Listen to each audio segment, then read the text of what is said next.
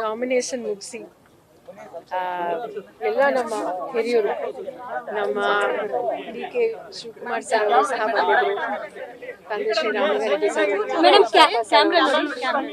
B Venkateshwara ಅವರು, R V Devaraj sir ಅವರು, ಮತ್ತು ಮಂಜುನಾಥ್ ಸರ್ ಅವರು, ಉಮಾಪತಿ ಅವರು, ಮತ್ತೆ ಅಲ್ಲೂ ಸಹ ಬಹಳ ಜನ ದೇವಸ್ಥಾನಕ್ಕೆ ಎಲ್ಲ ಹಿರಿಯರು ಎಲ್ಲರೂ ಬಂದಿದ್ರು. ನಮ್ಮ ಗೌರ್ಪೇಟರ್ಸ್ ಆಗಿರಲಿ, ನಮ್ಮ ಶಾಸಕರು, ಮತ್ತೆ ನಮ್ಮ ಕಾಂಗ್ರೆಸ್ಸಿನ ಅಭ್ಯರ್ಥಿಗಳು, ಆಮೇಲೆ ವಿಶೇಷವಾಗಿ ನಮ್ಮ ಕಾಂಗ್ರೆಸ್ಸಿನ ಎಲ್ಲ ಕಾರ್ಯಕರ್ತರು, ಜನರು ಎಲ್ಲರೂ ಬಂದು ಆಶೀರ್ವಾದ ಮಾಡಿದ್ರು.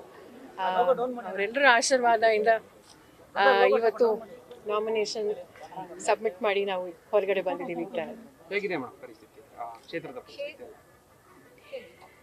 ಎಲ್ಲ ಕಡೆ ಸುಮಾರೊಂದು 3-4 ವಾರದಿಂದ ಬೆಂಗಳೂರು ದಕ್ಷಿಣ ಮೂಲೆ ಮೂಲೆ ಹೋಗಿ ನಾವು ಬಂದಿದ್ದೀವಿ.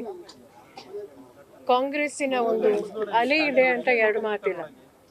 ನಮ್ಮ ಬೆಂಗಳೂರಲ್ಲೇ ಇಲ್ಲ, ಇಡೀ ರಾಜ್ಯದಲ್ಲಿ ಮತ್ತೊಮ್ಮೆ ಕಾಂಗ್ರೆಸ್ ಬರಬೇಕು ಅಂತ ಮನೆ ಮಾತಾಗಿದೆ.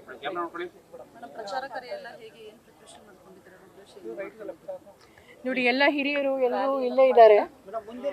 ಆಮೇಲೆ ಅಲ್ಲಿ ದೇವಸ್ಥಾನದಲ್ಲೂ ಸಹ ಎಲ್ಲ ನಮ್ಮ ಹಿರಿಯರು ಎಲ್ಲರೂ ಬಂದಿದ್ರು. ಡಿ ಕೆ ಶಿವಕುಮಾರ್ ಸರ್ ಅವರು ಬಂದಿದ್ರು, ಎಲ್ಲ ನಮ್ಮ ಕಾಂಗ್ರೆಸ್ಸಿನ ಎಲ್ಲ ಶಾಸಕರು ಬಂದಿದ್ರು. ನನಗೆ ಗೊತ್ತಿಲ್ಲ, ಎಲ್ಲೋ ಒಂದು ಕಡೆ ಜನರಿಗೆ 10 ವರ್ಷದಿಂದ BJP ಕೇಂದ್ರ ಸರ್ಕಾರ ಅಚ್ಚಿದೇನು ಬರುತ್ತೆ ಅಂತ ಹೇಳಿ ವಿಶೇಷವಾಗಿ ಬಡವರಿಗಿರ್ಬೋದು, ಮಧ್ಯಮ ವರ್ಗದವ್ರಿಗಿರ್ಬೋದು, ಮಹಿಳೆಯರಿಗಿರ್ಬೋದು, ಎಲ್ರಿಗೂ, ರೈತರಿಗಿರ್ಬೋದು, ಎಲ್ರಿಗೂ ಬಹಳ ಬೇಸರ ಆಗಿದೆ.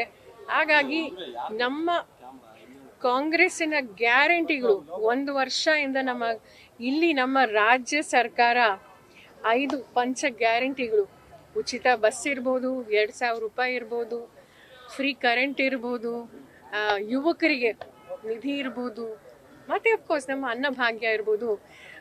ಮೂಲೆ ಹೋದರೆ ಜನರು, ವಿಶೇಷವಾಗಿ ಮಹಿಳೆಯರು ಹೇಳ್ತಿದ್ದಾರೆ, ನಾವು ನಿಮಗೆ ಆಶೀರ್ವಾದ ಮಾಡ್ತೀವಿ, ಕಾಂಗ್ರೆಸ್ ಸರ್ಕಾರನೇ ಬರಬೇಕು, ಕಾಂಗ್ರೆಸ್ಸಿನ ಅಭ್ಯರ್ಥಿಗಳೇ ಸಂಸದರಾಗಿ ಹೋಗ್ತಾರೆ ಅಂತ ಎಲ್ಲ ಕಡೆ ಹೇಳ್ತಿದ್ದಾರೆ. ನ್ಯೂಸ್ ಫಸ್ಟ್, ನಿರ್ಭೀತಿಯಿಂದ ನಿಮ್ಮ ಪರವಾಗಿ.